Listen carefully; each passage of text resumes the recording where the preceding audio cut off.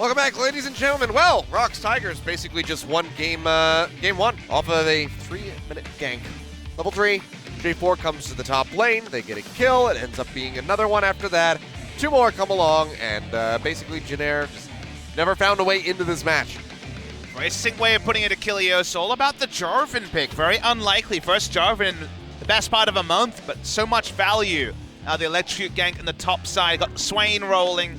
The top side of the map going, and they won through the Swain's early presence into the Caitlyn's turret presence as the game goes on. So I would imagine one of Linderong or Songwon will pick up the MVP, and I like the choice. I think Songwon's playmaking in the early game was the difference between the two teams. So even though the scoreline isn't quite as beautiful as his top laners, the play, it was great. Yeah, just getting the ball rolling here, and like you said, it just seems like these guys didn't know what to expect from the Swain. Linderong constantly surprising them with the amounts of damage that he was able to output, but getting that kill off the bat is what allowed him to even reach that point. And then the karma coming through and flashing. ROX was so ready for this game, so prepped, so on the front foot. 2 double buffs there into mid lane, and all these ganks, you know, the chain ganks was successful from Songwon, and he was always on the front foot. Think back to the start of the season when ROX picked up a lot of their victories. It was on Kha'Zix would play like this, known for ganking top, known for invading. Hasn't been like that recently, but it was good early work that made plays like we saw afterwards possible. Also, gotta say, really good job to Key throughout this, constantly denying the Impales coming through with his own Devours.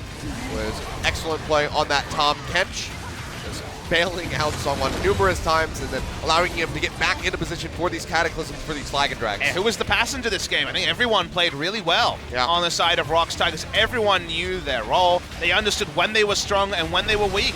Just a great team performance by ROX, and one of the reasons why they're 1 game win away from making playoffs, which is an amazing thing, considering they didn't strengthen the offseason. They lost a player, and they've gotten so much better. Yeah. Fantastically done by these guys. Well-deserved win there for Songwon. No hopes of catching up to BDD, of course, but yeah, it's still a nice little feel-good moment for him at the end of the split before they, well, very likely at this point get ready to go into playoffs, because now they're just 1 game away.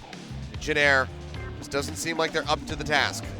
Jin Air haven't had anything to play for ever since before their last series, where they were mathematically ruled out of the playoffs. They were already out of relegation. So for Jin Air, only pride on the line today, and also the hearts of KSV fans.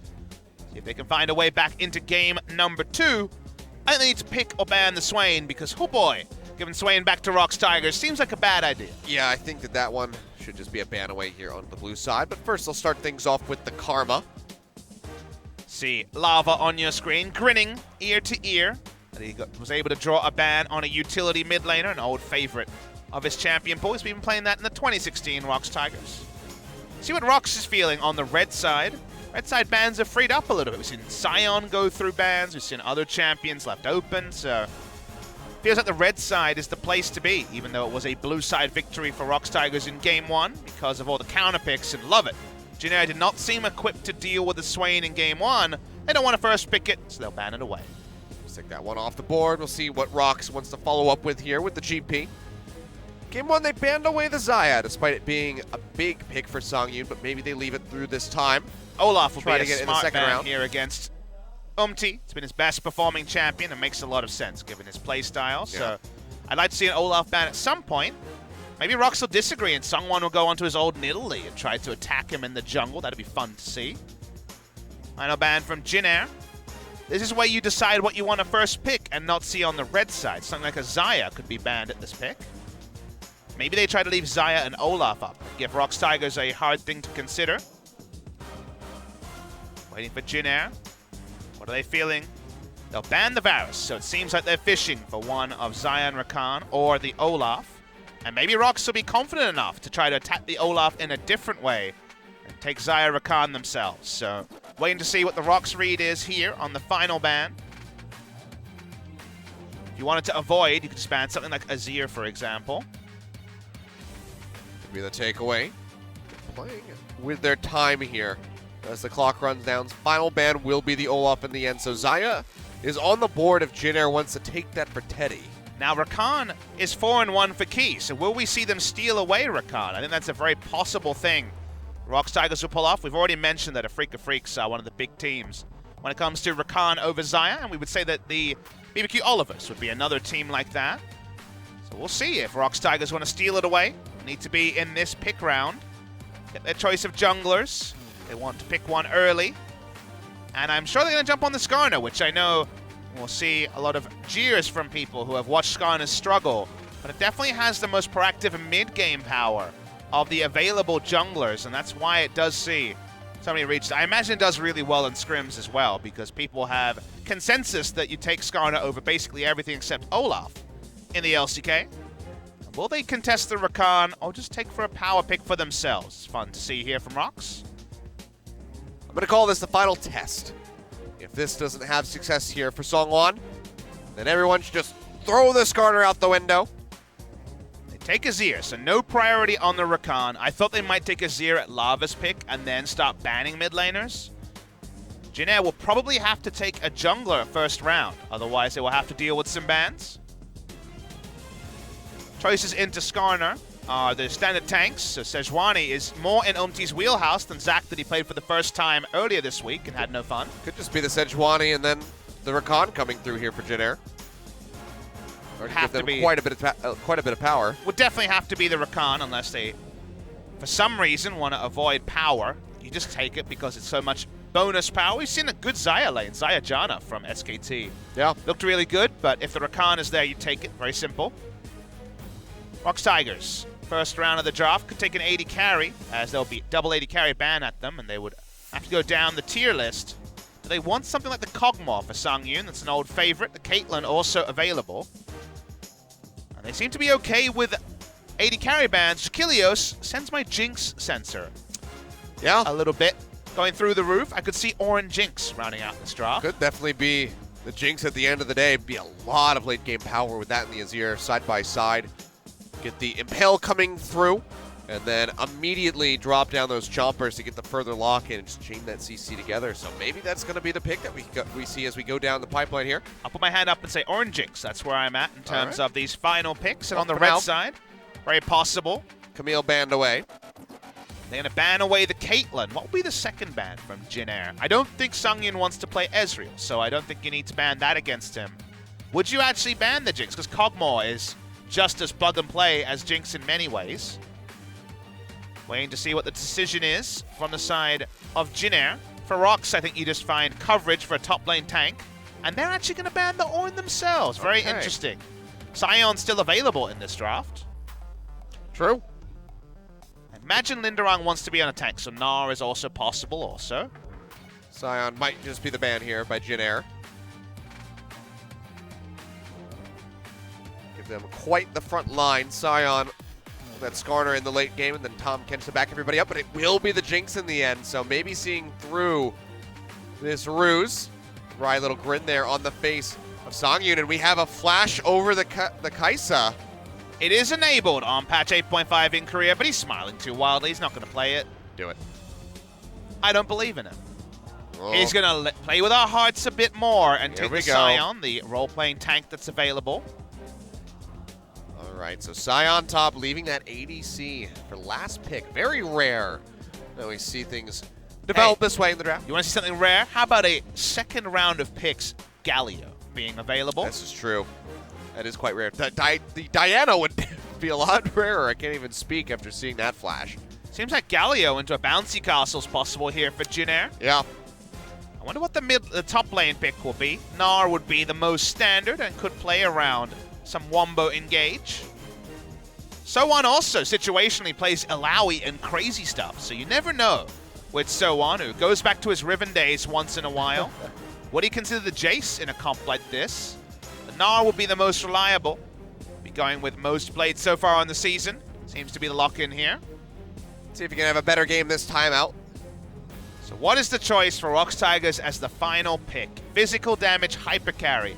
What you think when you look at this draft? Caitlyn could also just be taken for laning power. Or Tristana for a little bit more safety here. We don't see a lot of Tristana, but it does fit because they want a physical damage threat that can definitely scale. Laning phase is going to be very, very weak. And they just say, okay, we're going to do the opposite of scaling. We're going to front load our power. Songyun has been the biggest picker of the Kalista ever since the rework, but does pigeonhole themselves into team fighting as their siege is really only Azir. Trying to empower the support, but the support's on disengage in the Tahm Kench. Some more safety. I'm surprised to see the return of the Kalista, but if it's going to be anyone in the LCK, it's going to be Sangyu. Yep, his old faithful here with this Kalista pick. We'll just go ahead and see them shuffle around. So going to be tossing in the Tahm Kench for the lockdown here. Try to stay alive. They can at least save each other. Fate's Call and the Bower can go back and forth that way. But this could be a very interesting laning phase if Teddy and Wraith can get ahead here with the Lovers bot lane. Surprised to see the Kalista back. It is a power pick for Sangyu historically, but so much power stripped away in the nerfs on patch 8.4. Her attack range going down. Really changed a lot of her play patterns. Still great all-in, and still does empower your support to be a big carry, but all it really seems to achieve to me is a very defensive bot lane that can peel for each other, rather than giving them the power that something like a hyper carry or a Caitlyn would have provided them in the laning phase. So we'll see if ROX Tigers can make us a believer of the, let's say, nerfed Kalista. Reworked is a strong word, but nerfed certainly overall. Yeah, I think nerfed is probably going to be one of the best ways we could put it, but, well, Jin Air backs against the wall. Need to win this game if they want to move forward into Game 3 and upset the ROX Tigers' hopes of playoffs. Let's see if they can do it, or if it's just going to be a 2-0 here for the ROX Tigers.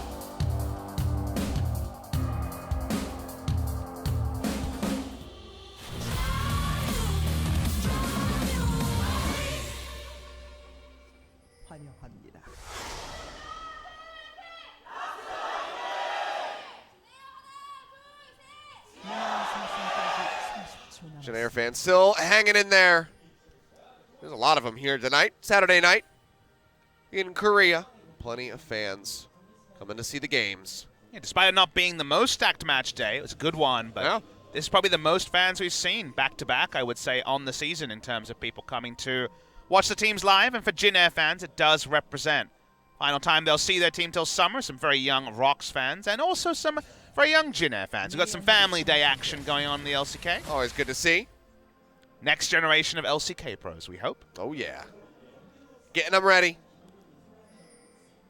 ROX Tigers took a lot of risks here. They have gone for a very short-range AD carry into Wombo Engage from Jin Air and even into the Rakan. As Rakan engage range and the auto-attack range from Kalista are pretty similar, so it is pretty risky for them as we're keeping this champion information up a long time. Just got to make sure we read every single word of it. This season, a lot of Kalista, and some of those games, 3 of them, I believe, were after the nerf on patch 8.4. But it has been historically a very good pick for Sangyu. Just not in this split. Well, he also did the mind game thing of saying, I don't think Kalista will ever be played in an interview with Invent Global after the nerf, and then proceeds to be the only person playing it most of the time. Yeah. A lot of the other ADCs here are pretty straight shooters. Asking Teddy what he thinks about Jinx, he's like, I think she's bad. Both and then he never played her. That's true. Both mid laners have been nerfed in terms of the Galio and the Azir. Azir usually very punishing for the Galio, but the punishment down with a cavalcade of nerfs over time means that Galio should be able to sustain through. The nerfs for the Galio, all about the shove to stop him from having as much lane control in the first 6 or 7 levels. Hey, look, Umti did better than Songwon. He had 100% kill participation at 15 minutes in Game 1. Ah, the play-by-play statistics. Always love to hear them. Achilles, keep coming. I do what I can. Just trying to help you out. Grace will need a bit of help. We'll see if he goes down the Catalyst. I want to just deal with this laning phase item build, or the Blasting Wand. I want to roam as early as possible, that we saw from FLICKR. But for now, should be noted that with the retune in power, the attack range can never be answered, but there is more attack speed for the Kalista for a potential rend all-in early in the game if you get chased down by a Tahm Kench and a Kalista. Songwon going for the clears at the moment. He is spotted out on that ward. And even has another one thrown down into the Tribe Rush. So anyway that he tries to get into this lane to help out Lindrung, he'd be spotted. So it's just going to be going back to base. Only thing that's stronger about Kalista to me is the 2-item power spike with Blade the Ruin King into the Hurricane is stronger than before because base attack speed and attack speed items scale on base attack speed. So her base attack speed being buffed actually makes her 2-item spike stronger. But then the fact that she has less range makes her worse at basically every other moment. So there still is a timing window. She's got a lot of value out of the Kalista, but overall, a pretty severe nerf. Up to here for the moment, just roaming over. Be finding anything, just spotting out a ward there in the river, so he'll clear that out. As Lava is just trying to farm up in the face of this Galio. Should be pretty close as far as that's concerned.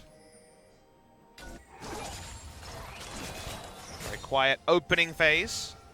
Unsurprisingly, tank matchup in the top lane. Upti and Songwon. Probably not going to be seeing much ganks until level 6. So, bot lane's about as good as it gets as far as the action's concerned. Let's see an early pre-6 gank from Songwon with the Predator. If Wraith and Teddy stay this far up the lane. So far, no attention given. We just relax in our chairs. We wait for the inevitable big fights to explode, probably around the Drake, as the items start to roll in for both teams. Yeah, I mean, Cloud Drake, it's hard to say how much teams are going to be fighting over this Cloud Drake here on 8.5. My first instinct is a lot, because combat movement speed is something that's very powerful. You haven't lost any out of combat movement speed. The 6% of 300 already is 18 movement speed. You get more than 300 as time goes on. And movement speed is very hard to itemize for basically every champion in the game. Gone are the incidental movement speed items like Force of Nature and items like that way back when. So to me, it jumps right up there, and tier list is kind of Ocean after the first spawn as the worst, and then everything else is kind of up there, depending on what comp you're running. Is the blasting one first from Grace, who has the hero's entrance. So is that window for him to roam? You see he is cheating towards the bottom side to see if anything's on the menu. Gonna be contained here for the moment. Lava sitting nearby. Devour comes out.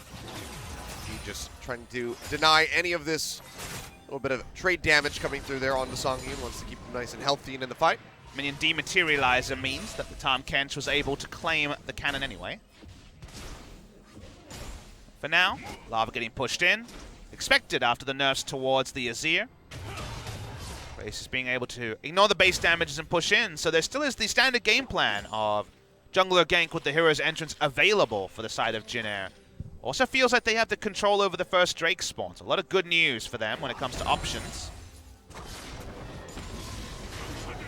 The Azir has actually rushed the Sorcerer's Shoes, so trying to look for movement speed and laning power through Magic Pen, which not usually the way you would approach a Galio lane. And the Merc Tread's not going to be there for all the CC as well. Only the Summon spell Cleanse to play around. It's a bit of a departure from what we usually see, but now they're going to be invading, looking for this red buff away from Mumty, trying to deny him that. Songyun and Ki are faster on the roam. Wards are down, they're playing in vision. Galio's hero's entrance, soon to be in range, is in range now. How much do ROX Tigers actually want to commit to this fight? Well, they're going to go ahead and flash in with the Impale. Now ultimate coming through, push back on the Empress of Items. He's going to go low. They need the rend, but he's going to flash away, gets himself out in time. Now Ki, Lava, both getting ripped apart. They take the blast code over, the flash comes through. If they could trigger the dragon, it would do the work for him, but Teddy says, no, I don't need the help. I'll just go over myself, gets a double kill. And just like that, Jin Air are off to a much better start than we saw in Game 1. Pretty tone-deaf stuff from ROX Tigers, who thought they were stronger, but surely they had to understand that the hero's entrance was likely to stop the first pick from coming in. And they thought they had an escape plan answered by the flash over. 2 kills on Teddy. Such a far departure from his struggles on the Jin in game number 1. They're going to steal away the blue buff as well. I'm not sure ROX Tigers, with the comp they drafted, can afford to give themselves so much of a disadvantage at the start of the game. 2 kills on Teddy, 7 summoner spells used as well by the end of this, I do believe. It's really strange. Like, it was an unforced error from the side of ROX. They overrated how quickly they'd be able to pick up the first kill, and then everyone's escaping on blinking health. Double kill with the Q coming through from Teddy. Too easy for the side of Jin Air. Yeah. So early lead, 1.3 thousand here for Jin Air. First lead that they've had in this series. Be feeling pretty good about that, and Teddy's going to be feeling quite nice as he's got the Caulfield's Warhammer and the BF sword completed. Songyun going to be coming back in with, well, just a recurve bow and some ninja tabby. Very common purchase against the Zyra Khan is rushing boots too to try to sidestep the grand entrance, and also because of the deadly plumage damage.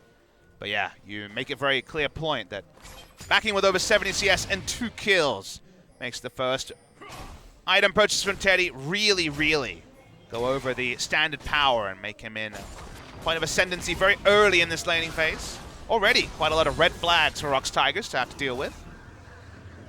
They have to play this one a lot more conservatively. Had they gotten the pop on maybe the turnaround wouldn't have been as severe, but even then you still think that it was just so very ill-advised by the ROX Tigers. The thing is that why? Now the why part there wasn't really fully explained. Sure, they have an earlier power spiking comp they can take advantage of, but it was so forced. There was full information available to Jin Air.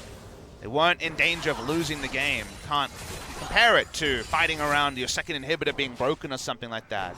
They feel like the tennis analogy, the unforced error from ROX Tigers. Now, they have to battle from behind against a comp that in many ways does outscale them. Linderong already not having a good time here up in this top lane as the Scion is going to be going back to base. Barely missing out on the deny there with the boomerang, but TP is still a little ways away, so likely just going to have to be charging back into lane with the ultimate to make sure that no excess damage gets put onto that turret there by So-On. A lot of map control for the side of ROX, as you'd expect, as the train's coming back to station on the top side. All aboard. Eventually we're going to see the Cloud Drake started, and with the extra items, it'd be ill-advised for ROX Tigers to try to contest. No flash. And Skarner also not being in the area, as they're looking for a Abyssal Voyage lane gank coming through from the Tahm Kench. Setting up for that one. is roaming down to the bottom side, however, and he's sitting on that control ward. Now Songyun, they're going to look for the jump onto him. They might just pop him before the Abyssal Voyage is done. Yeah, he can't arrive in time. TP coming in, but so is the Galio. They'll get the pop-up, a double kill over to and oh boy, Songyun, yeah. That face says it all. 4-0 for Jin Air, just 11 minutes into this game. ROX Tigers, they have done goofed. The lure of the Kalista pick for Songyun has let him down a couple of times post-rework. Baited themselves. Exactly, they thought they were in a position to take advantage, but Jin Air read this play really well. It seems so suspicious. Where's the Tahm Kench at? He was just bot lane. Songwon didn't even join in on the Abyssal Voyage, so came in late. Probably a good thing. It would have been a triple kill if he was there. But, yeah, ROX Tigers, after all, doing so much good stuff on the blue side in game number 1, have completely fallen apart for this second game, and suddenly Jin Air have a 2,700 gold lead in their laps. It's absolutely bizarre. Starting off with the Kalista, ROX decided to go for this pick that has not been very meta since the nerfs have come through. But they put their faith in Songyun for it, but then they just make all these really weird decisions, trying to bait while they're behind in power, forcing out a play because they think they're ahead. And it all comes tumbling down. Jin Air just keep pushing further forward. Now with a 2,500 gold lead at 12 minutes in. You never play with your food in the LCK. Every team here has been able to upset better opposition. Even Kongdu Monster took down KSV earlier in the season. It does feel like ROX are trying to style on Jin Air and being very easily dispatched. Jin Air making smart decisions. They have been able to take advantage of their power mid lane. A shuffle getting ready to come through there, but Grace is going to be fine. Flashes away. Do they have the damage? Go ahead. The Impale comes through, but he's a very tanky Galio. They get the stun. He goes low, and here comes the Scion. Linderong says, thanks for the kill, guys. I charged all the way down here from top lane. I'm not leaving without it. They pull it off. They get themselves on the board, but they had to invest a lot. They did. Now going to get mid lane turret from this, certainly. Linderong going to be able to get to top lane before the turret goes down. But the damage is starting to add up. A good moment for ROX picking up their first kill of the game. Frozen Heart already complete on Linderong, so definitely no need to go into the banner of command when you're facing against a Gnar. Good to see the itemization in a different matchup. Just trying to trade something back, trying to outlast this Gnar. He keeps chugging up on these corrupting potion charges. Try to hand the blue buff off to Lava. Will be able to do so as the Skarner gets that glacial prison to the face. But no further follow-up there. just flexing forward, trying to scare them out of their own jungle. can't do it in the end. So we have to judge where the game is at.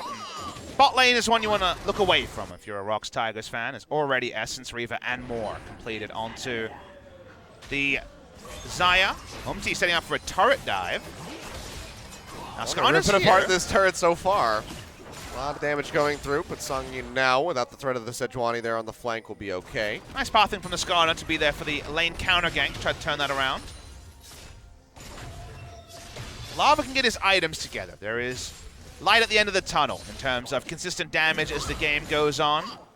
But how the Kalista is going to be able to help, or how they can have two threats skip away from Sejuani, Galio, and Rakan.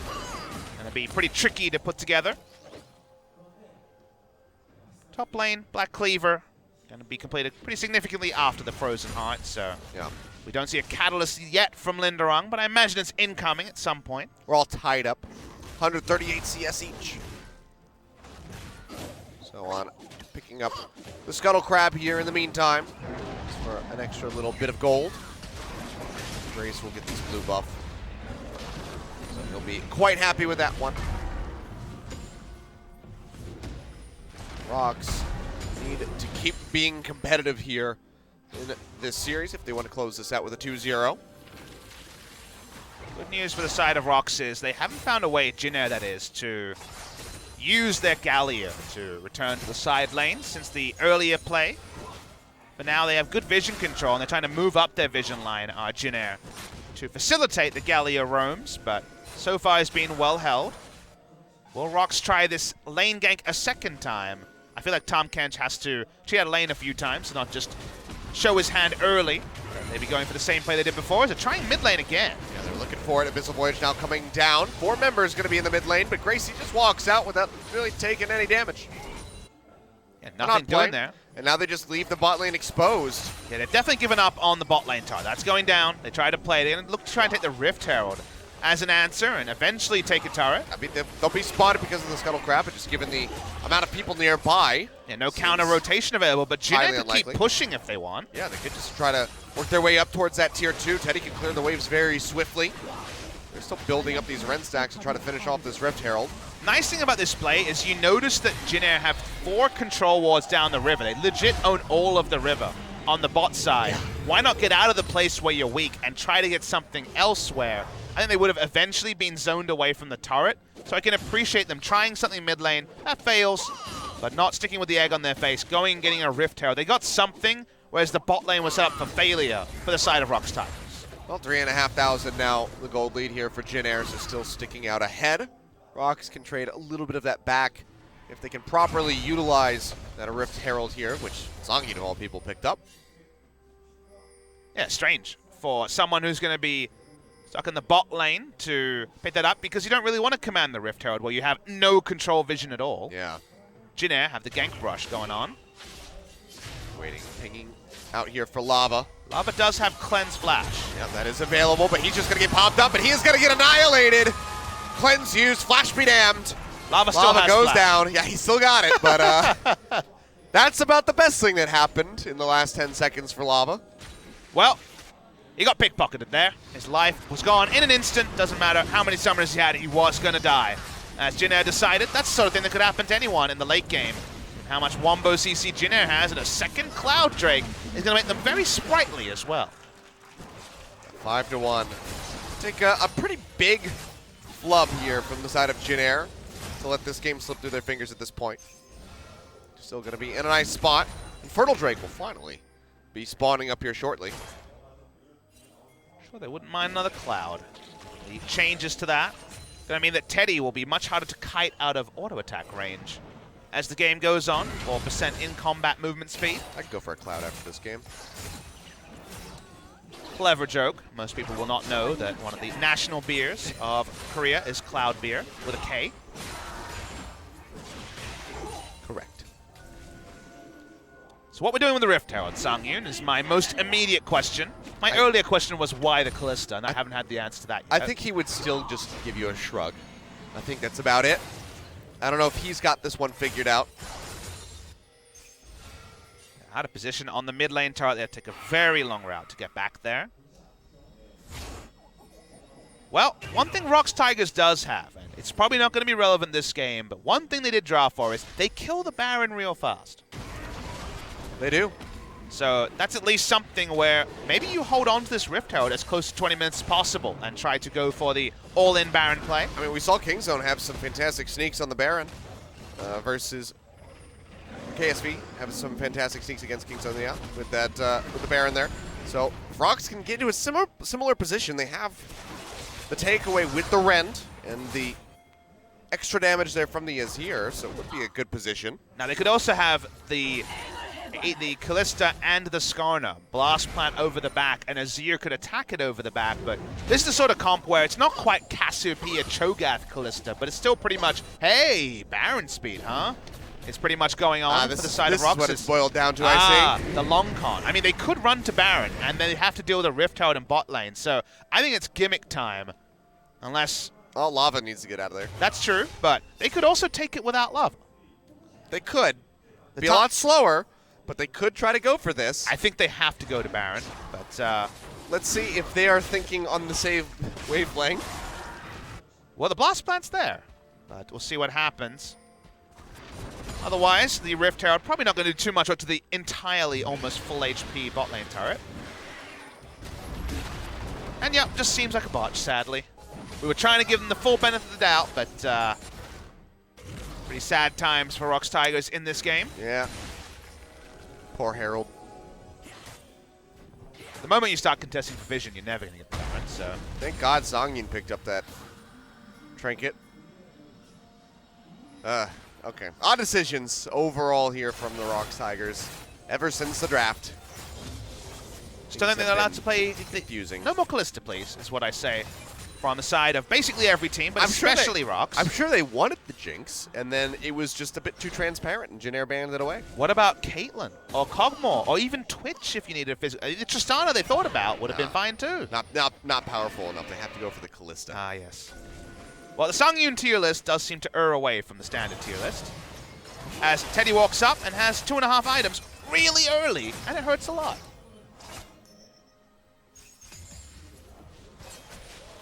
Well, turret now under siege. Teddy getting quite a bit of damage in there, and Songwon can't really do much to threaten him. In the meantime, Lava, he's just going to get chunked out by the Galio. Almost dies. Fortunately for him, does manage to hold on to the flash and the cleanse this time around. But yeah, that is a scary gargoyle. 9 stacks ready to go.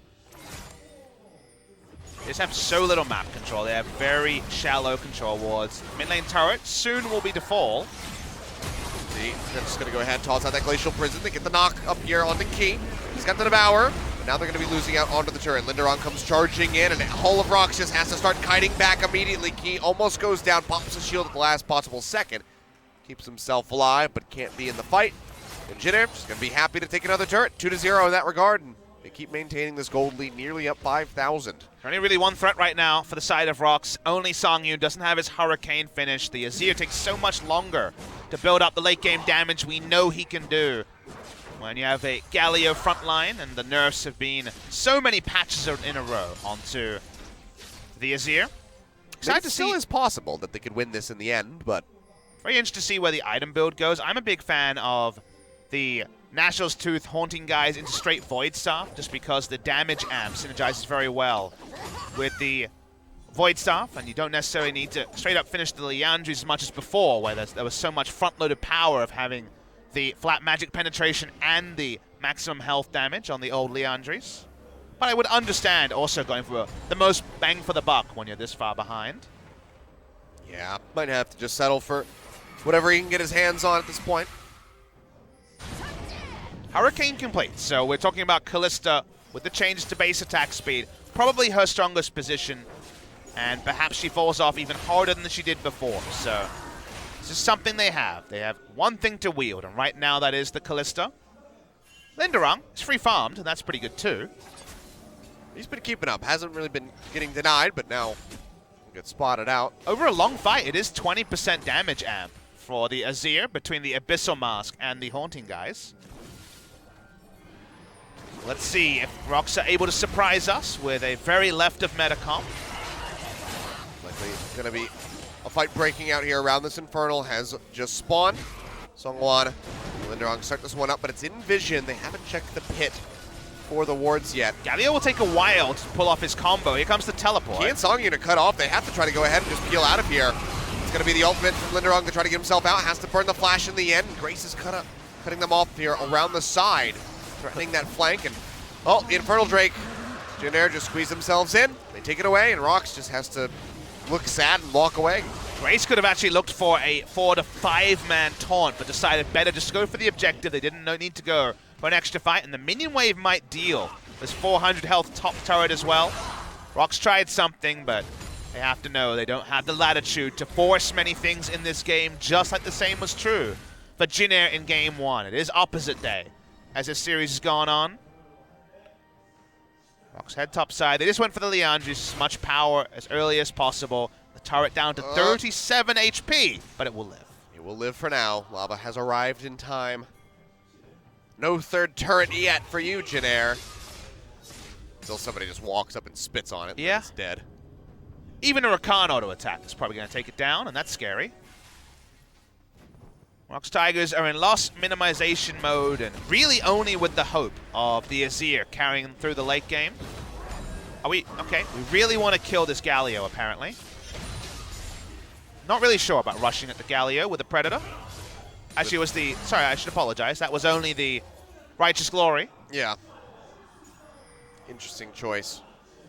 I mean, we already saw Grace nearly kill Lava in a 1v1. He might be able to turn that around, but now catch coming through. Songyun gonna get caught out. Key just gets deleted. Can't even pop the shield in time. And Jin Air, do they feel comfortable enough to go for the Baron with the Tahm Kench being dead? Seems like the answer might be no for fear of a steal, but they know Skarner's flash is down, and there's no blast cone available, so they're gonna push up Vision. Very real chance they go for it, as Teddy is the most fed on this Xayah. Hugely farmed. And also fed and ready to go. Almost all of the kills coming through. 3 items completed. 25, 26 minutes. Top turret going to go down. No more of these outer ones here on the board for the ROX Tigers. And this has just been a really weird game. Certainly has. Jin Air onto the Baron, as we mentioned. No threats on it yet, but threats start to walk towards it. Wraith there to try to the fastest Baron you've ever seen. It's definitely the most unlikely duo of Baron in this game. The ragtag duo, Sejuani and Gnar, taking Barons. They're going to see Teddy walk up. They know it started now, but it might be too late. Yeah, it seems like it's going to be. Songwon starts pushing in. The taunt comes down. Baron goes over to Jin Air. And Key just has to go ahead and evac the Skarner. Linderong will get the bottom turret. That's their first of the game. That's a nice little turnaround. Great. Very bizarre game, Achilles. Don't even worth dignifying that one with a true answer, because, yeah, ROX Tigers. It's very hard to understand how the ROX Tigers team that disseminated Jin Air in Game 1 have gone so wrong in this game. The early game decided Game 1. You could say it decided Game 2 as well, through their misfires around the invade. Now Jin Air push up Baron. 3 items in the QSS. Xayah. And ROX Tigers can really only continue to wave the white flag and hope the items keep rolling in for Lava and Songyun. A bit of a Far Cry hope right now. As time goes on, Baron buff here for 2.5 minutes. Jin Air really can accelerate the pace of this game. Again, it would take a massive blunder from them to toss this away and allow ROX a window back in. To give the fans an idea, if this was, you know, a top team in Jin Air's shoes rather than it being Jin Air, you'd be talking 0 to 3%. So we're talking about a very, very likely victory here from Jin Air. They have everything going for them, barring a huge execution mistake. Baron steal was the other option, but the Baron is already there. Give it a 15% chance. Yeah, that's Jin Air throws this one away. That's probably about the right number. But they're in a great, great spot. There's a way for them to be stalled out. It would be wave clear, but only Azir has that. Not very strong against the Baron buff, and Kalista can't walk up as easily anymore. And if they can't get Teddy, then that's pretty much it. And he's got a QSS, so Songwon's useless.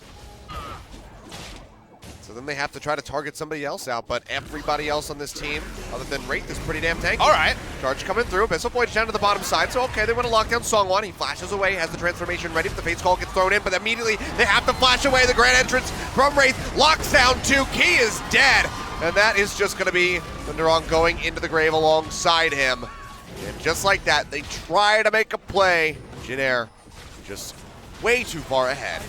This feels like ROX Tigers are ready to go. They're ready to play hockey. They're in their gear. They got the cleats on. They got everything ready to go. The skates are ready, but they're on the football field. Achilles. They're in the wrong place. It's completely botched. Oh no! This game entirely. Very, very strange. But Jin Air could just end it here if they want. But how about 2 inhibitors if they want to be safe? Well, they'll go ahead, knock down this turret. Probably another inhibitor here in the bottom side because they have 40 seconds remaining. They'll just use those last few seconds to get the fast back. Spend all the gold that they've netted themselves from this massive power play. And then just come back and kill ROX Tigers all over again. Huge gold leads for most of the players. 4,000 odd for the Xayah. 10K in less than 30 minutes.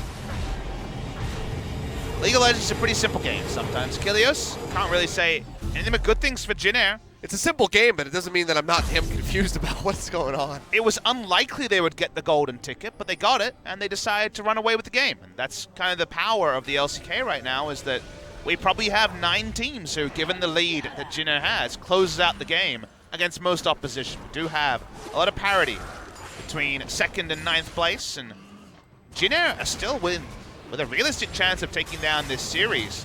It becomes a best of 1 into our final game when we get there. And if this is how ROX Tigers misses out on playoffs, that's a story that'll be very hard to explain. Oh boy, Songwon, he's going to get jumped on. He's trying to get out of there, but the sun in the wall plus the wall, it means that he goes down as Teddy just adds a 6th kill to the board. You say that they have a golden ticket, but honestly, I think if Jin Air can pull off this win, come back and beat the ROX Tigers, and they're more like Willy Wonka, and KSV is Charlie Bucket. Well, let's watch them end the game, and then we can talk about the 3rd game, because this game has been over for a long time. Yeah. It was over before it even started. Wait for the minion waves to crest. There is a hilarious amount of items on everybody. Songyun from behind has gone for the Rageblade build, which is very optimistic. But an attack speed focused build makes sense, given the changes to the attack speed on Kalista. Mentioned that a few times already this game. You know what doesn't make sense, though? What's Going that? for Kalista. You know, I am inclined to agree with you, Achilles. The Void Staff now there for the Azir, but they just wombo down one of the threats, and then everyone else dies. Is kind of how this game will go. Yep, Teddy just going to rip this one apart. He is untouchable. Featherstorm plus QSS equals no death. So How about a 6 convergence of 4 items as well? Let's see, how many kills can he add before the game finishes? You know, I think the sweet spot is 9, but 11 would be the dream. That would be great. Let's see the pentakill. Might as well end this game with a bang. They're in vision, so smart of Jin Air to use the sweeper there, as they noticed ROX were not walking up. So they had a pretty good idea that there was a ward over the wall. Galio's not in Hero's entrance range, so it could be a 5v4 for at least a few seconds. I think they might still be able to win that. Because Teddy is just the biggest as far as ADCs are concerned. As always, Summoner's up, everything working together for the side of Jin Air. Buddy system enacted to clear waves on the bot side is probably a bad sign for this turret. Tanking this up as time goes on, just exchanging some turret shots between the members, just so Teddy can get some more shots in. This wave could be the one. Lava's here, however. This wave clear is still going to be quite good. Charge is coming through. We'll see the body block coming in straight into the impale there onto Umpty as he goes low, but now the Hero's entrance comes down, gets a pop-up onto Songwon. He's going to be the first one that falls as Teddy finds another kill. Umpty charging up, double kill, going over to Teddy. Can he find it? The triple, the quadra! Is it going to be the pentakill? One more to finish it off. They're going to hand it over to him. The Featherstorm comes through. Pentakill goes over to Teddy. We asked for it. He delivers on it. Jin Air GreenWings close out game number 2. We're going all the way home. as ROX Tigers struggle to secure their playoff spot. And Jin Air does what you're supposed to do. They found rubbish, they put it in the garbage, and they win game number 2. Excellent stuff from them, but ROX Tigers need to be better if they want to go to playoffs. Teddy putting the KSV faithful on his back, bringing it home with a pentakill here in game number 2. ROX Tigers, bizarre draft, bizarre priority over onto the Kalista, and it barely seemed like they even loaded into this game. They were just completely absent, and Jin Air ran away with it. But isn't it lovely to see that Jin Air understands the job is still to be done? No one is celebrating on their side. They got nothing to play for, but all they want to do is play clean League of Legends their fans can be happy about. And you can say they definitely managed to do that in game 2. Game 2 was decided very early in the piece. The draft working against ROX, you can win with any draft. There was definitely an approach to that game they could win, but when they made that very half-thought-out plan around the enemy red buff and gave up multiple kills, you felt the sinking feeling. I'm sure they did too. And now it's all to be done. If they lose game 3, they are out of the playoffs, and it will be KSV and SKT unless SKT lose to Kongdu Monster tomorrow. Which seems highly unlikely, as we have said, but Jin Air, they're not done yet. One more game to go. We'll get a look at this monster of a pentakill here from Teddy, as he just starts ripping everybody apart, starting with Seongwon. He's just insanely powerful at this point. He was overloaded in damage items, and by the end, he could be handed the pentakill very easily. His auto kills one person and does 3/4 of Sang-Yoon's health. Absolute assassin on the AD carry. Well deserved for Teddy. I believe that is our 3rd or 4th pentakill of the season. Yep, it's been a fair few so far, so Teddy gonna go ahead, join in the pentakill club of 2018 there with that Xayah. Excellently done by him. Excellently done by Jin Air GreenWings, but one more game separates them from one of the biggest upsets of all time, one of the biggest turnarounds after KSV lost our first match of the day. They've got the playoffs in their hands, Achilleos, but it's half slipping. They need to grip it and win game 3, or they will be out of playoffs. Yeah, not playing in it themselves here, Jin Air, but controlling the fate of all the other teams that want to get in. They are the gatekeepers, and they might be slamming the door in the faces of the ROX Tigers. They'll be shifting back over onto the blue side where they got their win in game 1. We'll see what ROX can piece together, but something tells me it's not going to be Kalista coming back out to play. Either way, game 3 going to be on the way. Jin Air GreenWings reinvigorated after that win. Let's see if they can close it out when we come back from the break.